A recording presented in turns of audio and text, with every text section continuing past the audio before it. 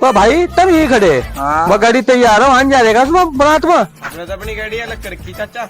हमने चाचा को काट दिया गाड़ी वाले में फोन तो कर देगा एक बार। हाँ भाई कर रहा यार। एक मिनट रुक। हेलो। हाँ भाई गाड़ी तो खराब होगी। बैगन मैंने उड़ा गाड़ी तो खराब होगी।